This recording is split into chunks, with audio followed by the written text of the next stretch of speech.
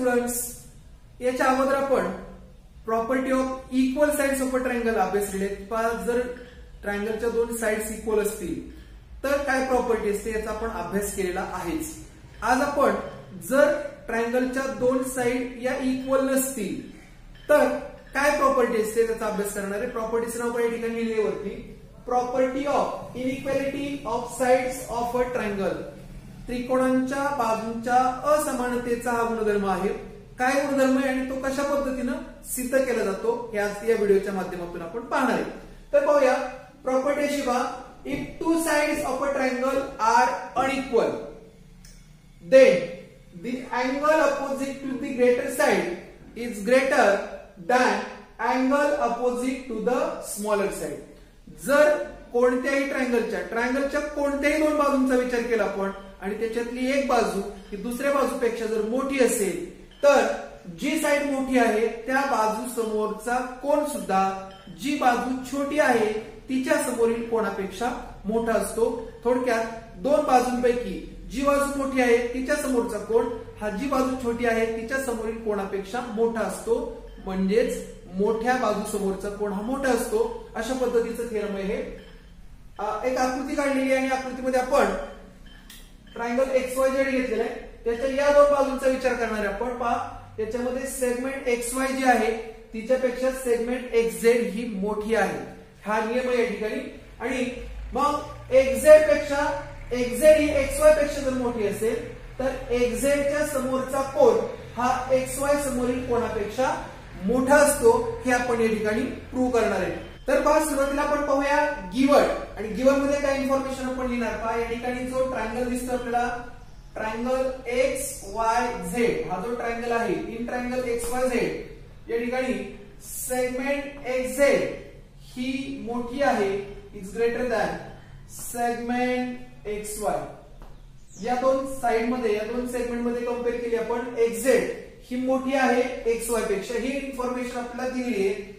याच्यावर आपण प्रूव्ह करणार आहे. पार्ट 2 प्रूव्ह मध्ये लिहितो. हे जे प्रूव्ह करायचं आपल्याला माहिती आहे जी साइड मोठी असते तिच्या समोरचा कोन म्हणजे XZ मोठी आहे तर तिच्या समोरचा कोन असेल आपल्याला प्रूव्ह करायचं. पहा अँगल XYZ हा अँगल XY च्या समोरची बाजू समोरचा कोन अँगल XZY.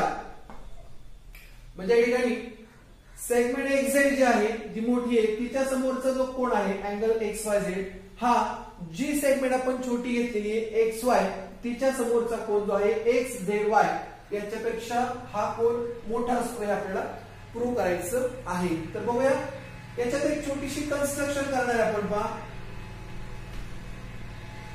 आणि या कन्स्ट्रक्शन मध्ये आपण काय करणार आहे जी मोठी बाजू आहे XZ त्याच्यावरती आपण एक पॉइंट घेणार आहे एक्स्ट्रा. तो पॉइंट अशा ठिकाणी घेणार आहे. पहा या XZ वरती P पॉइंट घेतोय तो अशा ठिकाणी घेणार की जेवढी XY आहे तेवढीच. समजा इथे मी P पॉइंट घेतोय तो P पॉइंट मी अशा ठिकाणी घेतलाय की जेवढी XY आहे तेवढीच XP असेल. आणि YP मी या ठिकाणी जॉईन करून घेणार आहे. YP हा सेगमेंट या ठिकाणी मी काढतोय.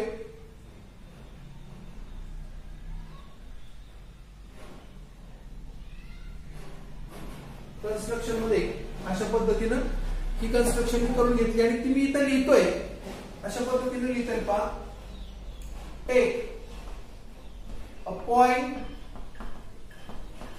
P on XZ such that अशा पद्धतीने घेतले आपण की जेवढी असणार आहे XY तेवढीच या ठिकाणी आपली असणार आहे XP. XY आणि XP इक्वल अशा ठिकाणी घेतलेलं आहे. आणि त्याचप्रमाणे या ठिकाणी काय करतोय join YP draw segment YP असं म्हटलं तरी चालतं. अशा पद्धतीने मी कन्स्ट्रक्शन घेतली. आता याचं प्रूफ आपल्याला पाहिजे की कशा पद्धतीने आपण अँगल जो आहे XYZ हा अँगल XZY पेक्षा मोठा आपण दाखवणार आहे.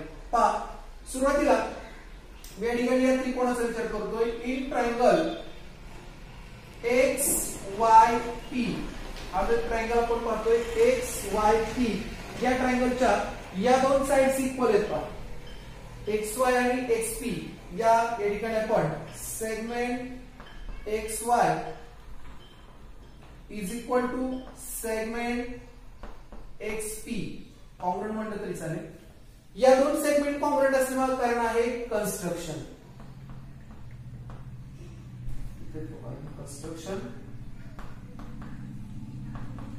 कंस्ट्रक्शन आपण असं केलेलं आहे की जेवढी एक्स वाय आहे तेवढीच सेगमेंट एक्स पी असणार आहे. आता आपल्याला माहिती आहे जर एखाद्या ट्रायंगलच्या दोन साइड्स इक्वल असतील तर त्या साइडच्या समोरचे अँगल हे कॉन्ग्रुएंट असतात. या नियमाप्रमाणे आपण कोणते अँगल या ठिकाणी कॉन्ग्रुएंट घेणार आहे पहा. अँगल ज्या दोन साइड्स इक्वल आहेत एक्स पी आणि एक्स वाय त्यांच्या समोरची पहा. एक्स पी च्या समोरचा कोण घेतोय मी अँगल एक्स वाय पी हा आणि एक्स वाय च्या समोरचा जो अँगल आहे x P Y angle x P Y हे दोन अँगल कॉन्ग्रुएंट असतील. याला एक नंबर द्यायचा. याला कारण देतो आपण पहा आयसोस्केलस ट्रायंगल थेरम. आयसोस्केलस ट्रायंगल थेरम आहे पाहे त्याच्यानुसार ट्रायंगलच्या दोन साइड्स इक्वल असतील तर त्यांच्या समोरचे अँगल इक्वल असतात. तर हे दोन अँगल इक्वल दाखवल्याच्या नंतर बघा जो अँगल एक्स वाय पी आहे तो या ट्रायंगलचा म्हणजे ट्रायंगल पी वाय झेड चा तो एक्सटिरियर अँगल आहे. पहा हा या ट्रायंगलचा एक्सटिरियर अँगल आहे. कोणता अँगल एक्स पी वाय हा जो अँगल आहे is an exterior angle of triangle PYZ.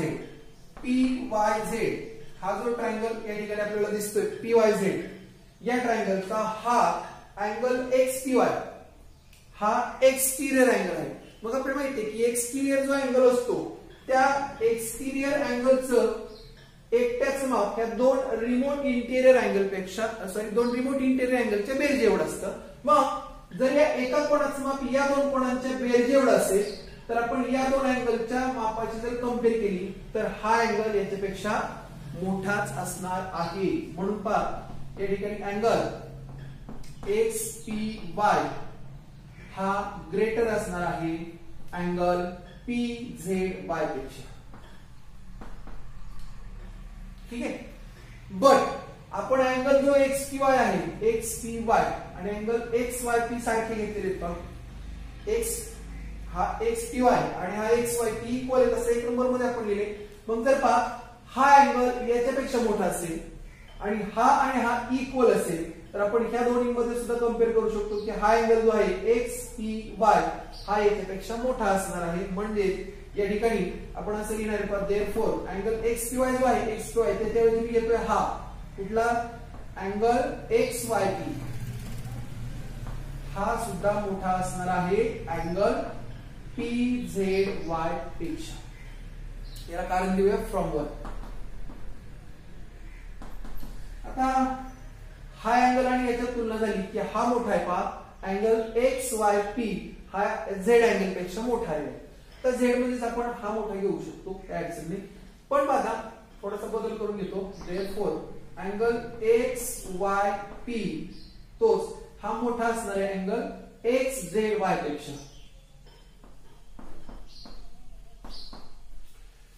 खरं तर पी झेड वाय हा अँगल येतो त्याच नाव आपण एक्स झेड वाय घेतलेले. पी झेड वाय मध्ये इथून आणि एक्स झेड वाय मध्ये तोच अँगल. याला कारण देऊ शकता तुम्ही एक्स पी आणि झेड या एकाच रेषेवर. आता पहा हा अँगल एक्स वाय पी जो हा या ठिकाणी दिसतोय तो मोठा आलेला आहे अँगल एक्स झेड पी पेक्षा. मग मला सांगा जर हा अँगल अगोदरच मोठा आहे याच्यापेक्षा या अँगल मध्ये जर मी हा अँगल मिळवला अँगल हा म्हणण्यापेक्षा कोणताही अँगल जर मिळवला या ठिकाणी मिळवतोय P Z Y angle P Y Z हा अँगल मी मिळवतोय याचा. हा कोण याच्यापेक्षा अगोदरच मोठा आहे आणि याच्यामध्ये जर मी कुठलाही अजून दुसरा अगदी एका अंशाचा कोन जर मिळवला तरीही या दोन कोणांची बेरीज मोठीच असणार आहे अँगल एक्स झेड वाय पेक्षा. सरळ नियम आहे हा. आणि या दोन कोणांची बेरीज म्हणजे एक्स वाय पी आणि PYZ या दोन कोणांची बेरीज केली तर हा कोण मिळतो. ह्या दोन कोणांची बेरीज जी आपण ह्या दोन कोणांची बेरीज याच्यापेक्षा मोठी दाखवलीच आहे आणि या दोन कोणांची बेरीज येते अँगल XYZ एवढी, म्हणजे अँगल XYZ हा सुद्धा मोठा असणार आहे अँगल XZY पेक्षा. अशा पद्धतीनं inequality of sides of a triangle, दोन त्रिकोणांच्या म्हणजे त्रिकोणांच्या दोन असमान बाजूंचा हा नियम आहे की जर त्रिकोणाच्या कोणत्याही दोन बाजूंपैकी एक बाजू मोठी असेल दुसऱ्या बाजूपेक्षा, म्हणजे थोडक्यात त्या समान नसतील, असमान असतील, तर त्यापैकी मोठ्या बाजूसमोरचा कोन हा मोठाच असतो छोट्या बाजूसमोरील कोनापेक्षा. म्हणजे या ठिकाणी angle opposite to greater side is greater than the angle opposite to smaller side हे थेरम आपण या ठिकाणी प्रूव्ह केलेलं आहे.